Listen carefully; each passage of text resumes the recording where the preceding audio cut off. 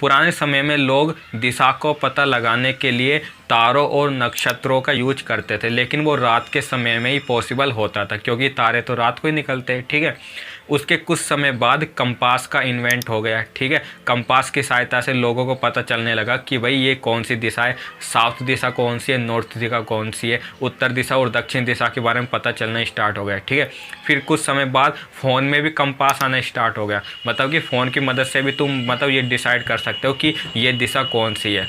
ठीक है ना।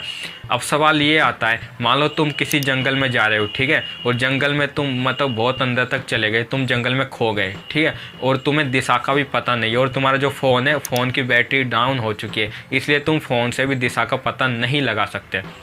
तो तुम फिर क्या करोगे? आखिर तुम दिशा का पता आखिर कैसे लगाओगे? क्योंकि तुम्हें कोई ना कोई दिशा तो चूज करनी पड़ेगी ना। अगर तुम कोई दिशा यदि चूज नहीं करोगे, वैसे ही चलते रहे, तो तुम कभी इस दिशा में जाओगे, कभी तुम इस दिशा में जाओगे, ठीक है, और घूम फिर के तुम उसी जगह आ जाओगे। ठीक है, तो इसलिए दिशा का पता होना जरूरी है, तभी तुम उस जंगल से बाहर निकल सकते हो।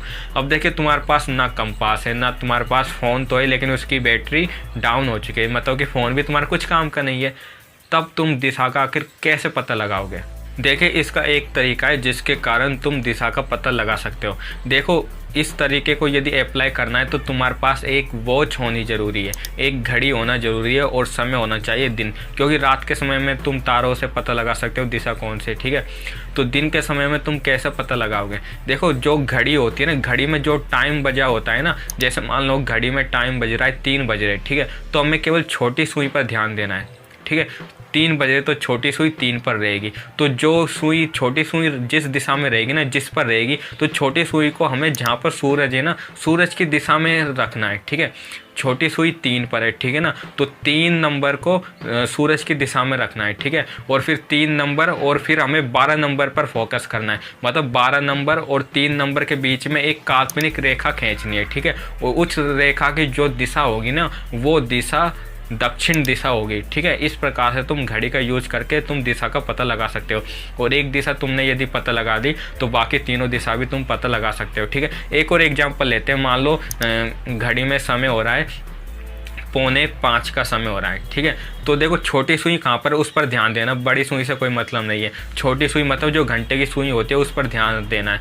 अब देखो, जो घंटे की सुई है 4:45 बज रहा है, तो घंटे की सुई मतलब 5 पर तो पूरी तरह नहीं होगी, ठीक है ना, लेकिन मतलब 5 से थोड़ी पहले होगी। ठीक है, तो हमें ऐसे कुछ नहीं करना, हमें जो छोटी सुई जिस दिशा में ना, आर की सुई जिस दिशा में ना, तो उस सुई को सूरज की दिशा में रखना है। ठीक है, सूरज की दिशा में रख देने के बाद वो जो 12 नंबर है, 12 नंबर से और जो सुई जहाँ पर है उससे, ठीक है, 12 नंबर और सुई जहाँ, छोटी सुई जहाँ पर है उससे, उनके बीच में बीचों बीच में एक काल्पनिक रेखा खींचनी है। ठीक है, उस काल्पनिक रेखा की जो दिशा होगी ना, वो तुम्हारी दक्षिण दिशा होगी।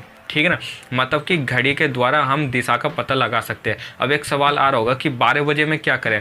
देखो, यदि 12 बज रहा है ना, तो देखो उसमें मतलब जो घंटे की सुई होती है, जो आर की सुई होती है, वो 12 पर ही होगी। ठीक है, तो उसमें काल्पनिक रेखा नहीं खींच सकते। ठीक है, तो मतलब छोटी सुई 12 पर है, तो जो 12 पर है तो उसको सूरज की दिशा में रखना, तो वही तुम्हारी दक्षिण दिशा होगी। ठीक है, मतलब कि कुल मिला के घड़ी से तुम कैसा पता लगा सकते हो कि ये कौन सी दक्षिण दिशा है? तो क्या करना, छोटी सुई पर ध्यान देखना, छोटी सुई को सूरज की दिशा में रखना, और छोटी सुई से और जो घड़ी में जो 12 नंबर है उनके बीच में बीचों बीच में काल्पनिक रेखा खींचना, वो काल्पनिक रेखा तुम्हारी दक्षिण दिशा होगी। तो इस प्रकार से तुम घड़ी का यूज कर तुम दक्षिण दिशा का पता लगा सकते हो, और एक दिशा का पता लगा लेने के बाद तुम बाकी तीनों की दिशा भी आराम से पता लगा सकते हो। ठीक है।